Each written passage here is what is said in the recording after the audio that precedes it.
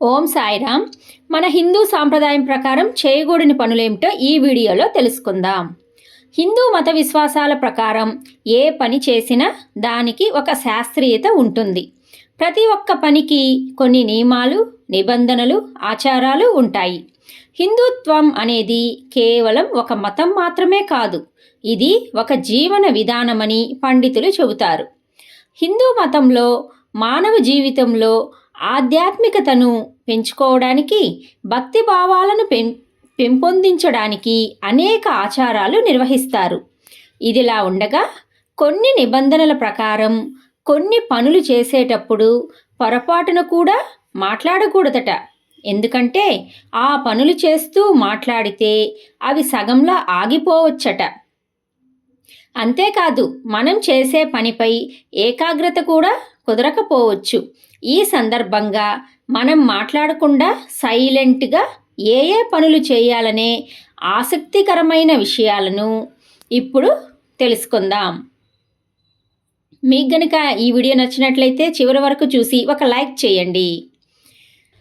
మనలో చాలామంది తినేటప్పుడు ఎవరెవరితోనో ఏదేదో విషయాల గురించి మాట్లాడుతూ ఉంటారు, లేదంటే ఫోనుల్లో బ్లూటూత్ పెట్టుకొని మాట్లాడుతూ తింటారు.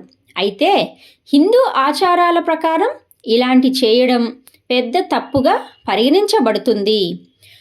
భోజనం చేసే సమయంలో అస్సలు మాట్లాడకూడదు. ఎంత ముఖ్యమైన విషయమైనా మాట్లాడకుండా మౌనంగా తినాలి.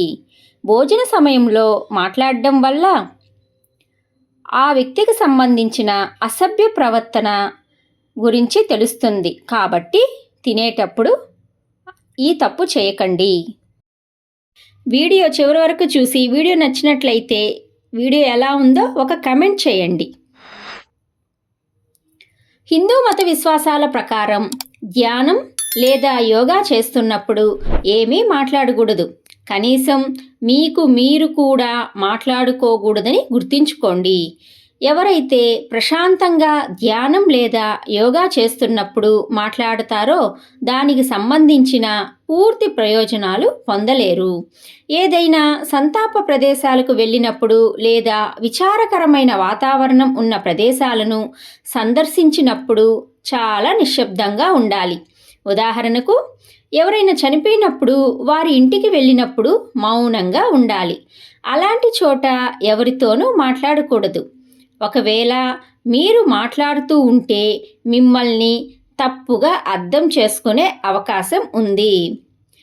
మన రోజువారీ దినచర్యలో భాగంగా ఉదయాన్నే బాత్రూంకి వెళ్తుంటాం. ఆ సమయంలో చాలామంది ఫోన్ తీసుకెళ్ళి మాట్లాడడం లేదా పాటలు వింటూ ఉండడం చేస్తూ ఉంటారు. హిందూ ఆచారాల ప్రకారం అలా చేయకూడదు. వీలైనంత త్వరగా టాయిలెట్ నుంచి మౌనంగా బయటికి రావడం మంచిది. మీరు ఏదైనా మతపరమైన ప్రదేశాలకు లేదా సమావేశాలకు వెళ్ళినప్పుడు, గురువుల ఉపన్యాసం వింటున్న సమయంలో లేదా కథలను చదువుతున్నప్పుడు లేదా వింటున్నప్పుడు మౌనంగా ఉండాలి. అలాగే పవిత్ర స్థలాలను సందర్శించేటప్పుడు మాట్లాడకూడదు. అలా చేయడం వల్ల మీరు భగవంతుడిపై ఎక్కువ శ్రద్ధ వహించలేరు. దీంతో మీలో ఆధ్యాత్మిక జ్ఞానం పెరగకుండా పోతుంది. బెల్ అనే ఆప్షన్ని ప్రెస్ చేసి ఆల్ అనే ఆప్షన్ని క్లిక్ చేయండి. నేను పంపించే ప్రతి ఒక్క నోటిఫికేషన్స్ మీ వరకు వస్తాయి. మత విశ్వాసాల ఆధారంగా కొన్ని రకాల ఆహారాలు తీసుకోకూడదు. ఉదాహరణకు, హిందువులు గొడ్డు మాంసం తినరు. పండుగలు, పూజలు చేసేటప్పుడు పరిశుభ్రత పాటించడం, పరిశుభ్రంగా ఉండడం చాలా ముఖ్యం. ఆలయాల్లో లేదా పూజలు చేసేటప్పుడు అశుభ్రమైన మాటలు మాట్లాడడం లేదా అనాలోచిత పనులు చేయడం వంటివి చేయకూడదని చెబుతారు. రావి చెట్టు వంటి పవిత్రమైన వృక్షాలను పాడు చేయడం లేదా నదులను కలుషితం చేయడం వంటివి సాంప్రదాయకంగా తప్పుగా పరిగణిస్తారు. కొన్ని పనులు చేసేటప్పుడు పెద్దలను గౌరవించకుండా లేదా సామాజిక విలువలకు విరుద్ధంగా ప్రవర్తించడం చేయకూడదు.